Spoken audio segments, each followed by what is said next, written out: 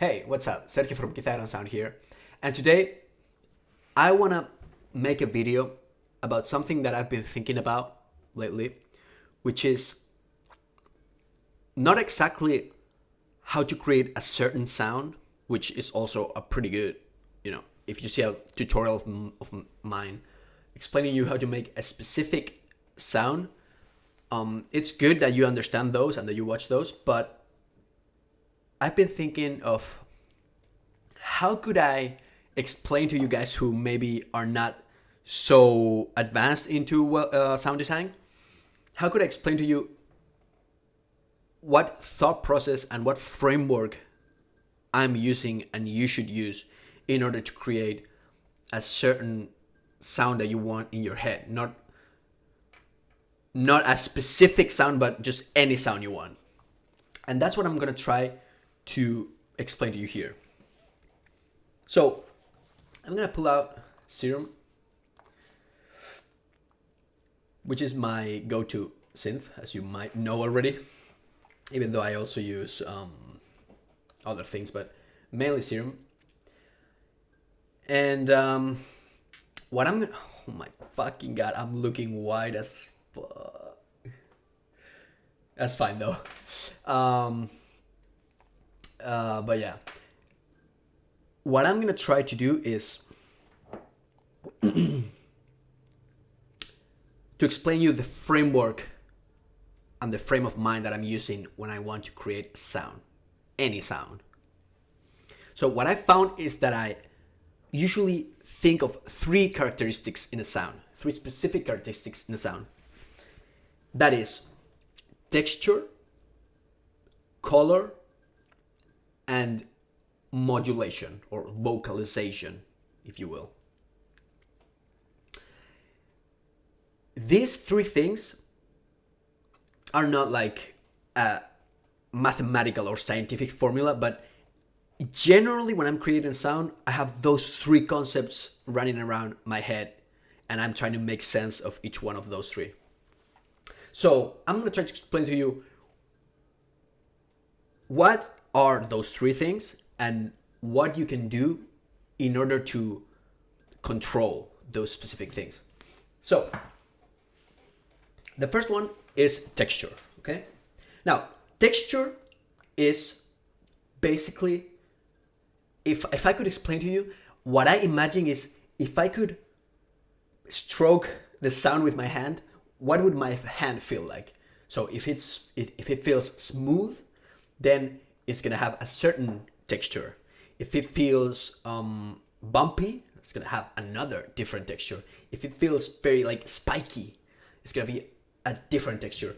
And all of those things compound into what I call the texture of a sound. So let's see an example of texture. For example, this is just a general saw wave. And it feels pretty spiky, as you might hear. It's actually spiky because it's a saw wave.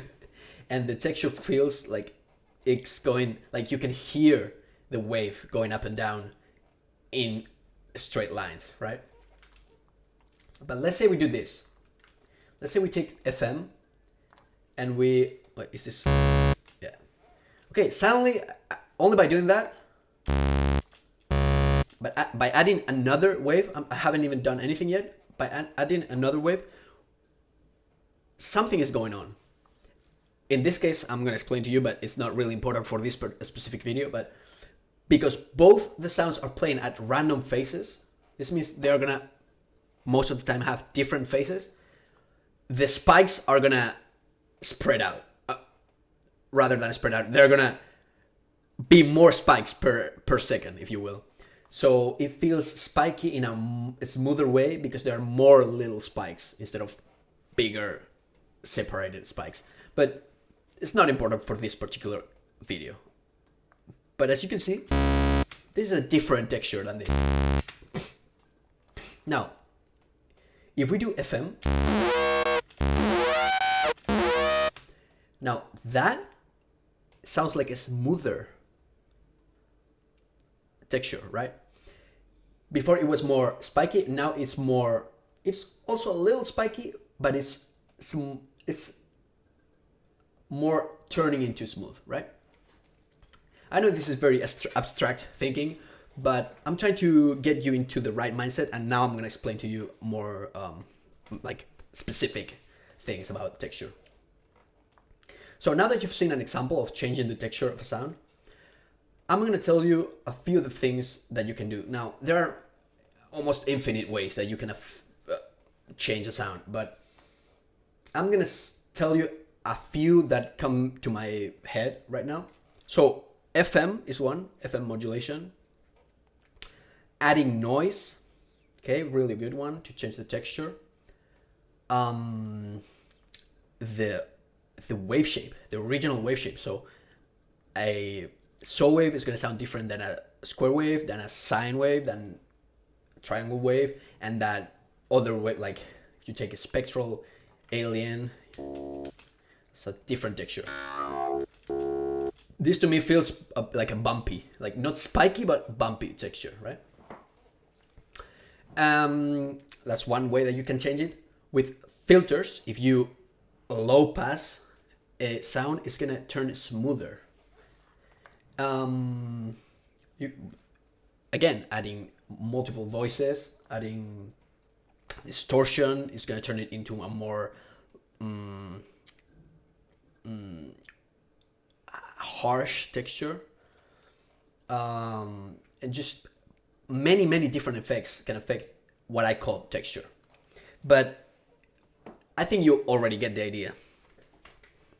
So when you're trying to create a sound, maybe you have it in your head, or maybe you're trying to recreate a sound, think of its texture, okay? And think of what techniques could you achieve, or could you try to achieve that texture? And usually you can do it with multiple different techniques. There's no like one way to, if you see my recreation of sounds that you hear and you're like, it's so close to the original. Well, probably it doesn't have any, like my technique is probably completely different to the original, but what I did is correctly assess what the texture is and try to achieve that through any means possible. So one, texture, okay. Second, the second characteristic of a sound, the second characteristic of a sound is its its color, okay? Now, this is not to say that, okay, this sound is yellow and this sound is purple and this sound is red. That's not important here, okay? I'm gonna tell you how I see it, and then you can maybe apply it to your own perception, okay? So to me, a colorful sound is one that has a lot of harmonic content, and more of a gray or a colorless sound is one that has more inharmonic content, or what could you say, more like less harmonic content. For example, white noise sounds gray to me, or close to, colorless, right? Now, for example, this sound, let's take a square wave. This sounds completely colorful because the note that is playing is absolutely discernible, okay? So very easy to discern that that note. Okay, now for example, this, and if I take and distort it, and then I grab a reverb filter,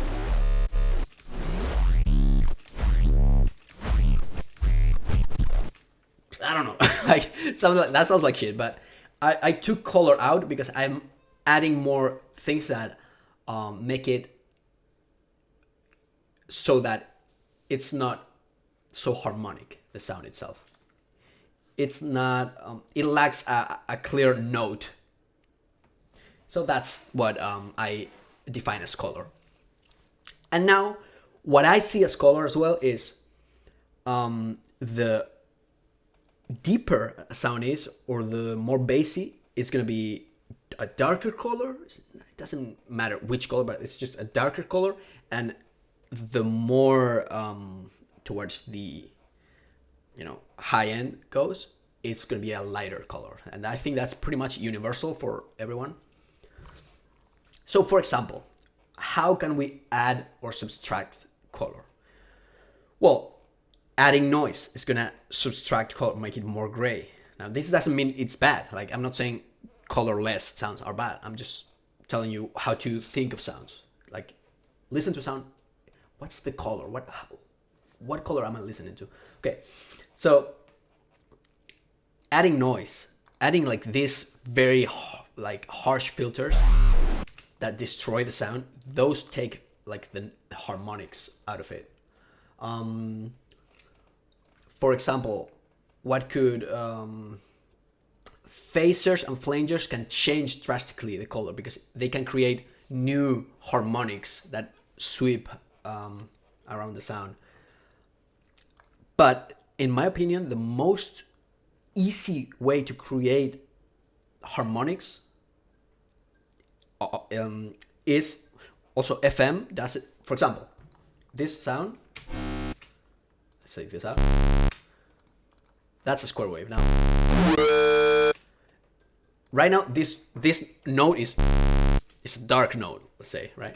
This one, even though the sound is the same note, the harmonics there are like peaks around harmonics that are way higher, so it sounds lighter. So that's what you can think of. And it also makes it colorful in a different way, right? But one very easy way to create harmonics is this one. You take a peak filter or any filter that can just create a peak and yo, where are you? What is going on? Wait, tripping.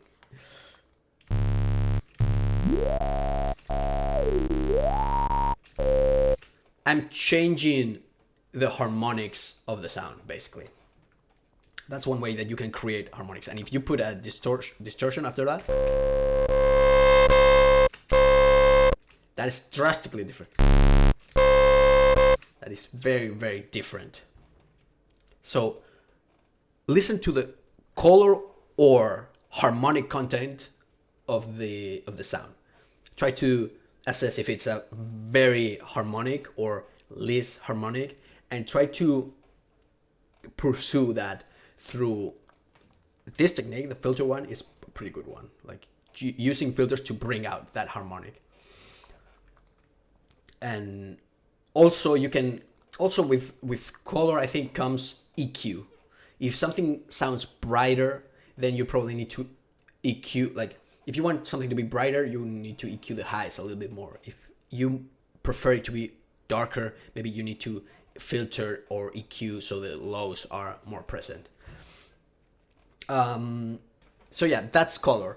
Now the third characteristic of a sound that I look at really closely is actually is vocalization, filtering, modulation, format. You can call it in many different ways, but you get what I'm saying. So a sound is gonna have a texture,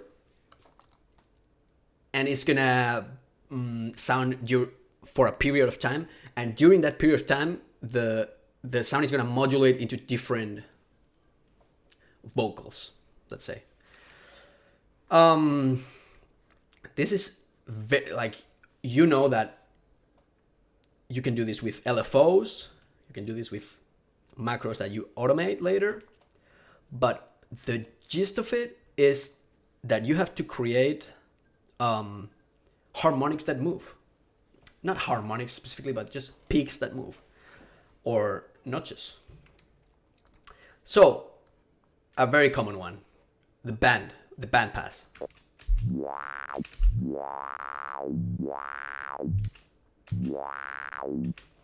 That creates the wow vocal.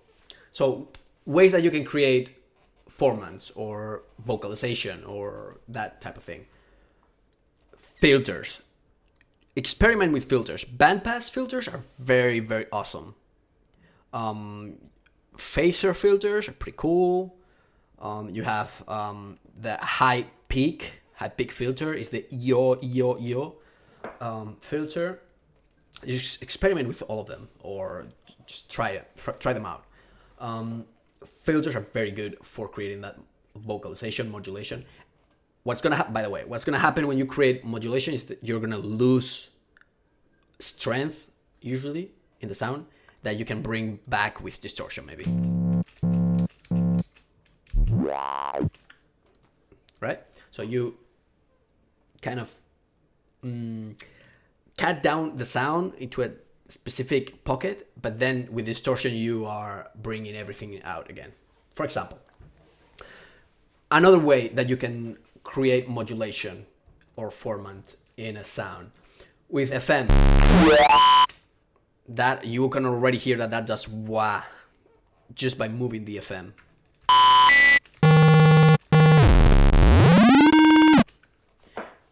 You know, that changes the formant of the sound. So you can LFO the FM, you can LFO a filter, you can LFO a bunch of things. But more things that can affect this formant stuff. Flangers and phasers, under a certain condition, they can act as a filter that is a little bit different than a filter. But you can get formants out of phasers, and flangers not so much, but specifically phasers, mostly. And yeah, I mean, there are many different ways that you can change these things. I'm not telling you every specific way in which you can modify a sound, and you should investigate that for yourself. And I'm also gonna make videos about that. So if you're interested into delving deep into this subject that I've never seen anyone talk about in YouTube, then please, if you hit the like button and subscribe, it's gonna tell me that you actually care about this subject and that you want to delve into it. And I'm gonna make more videos, kind of going deep into this, so you can become like a dope ass sound designer. So yeah, guys, I think that's all. Peace.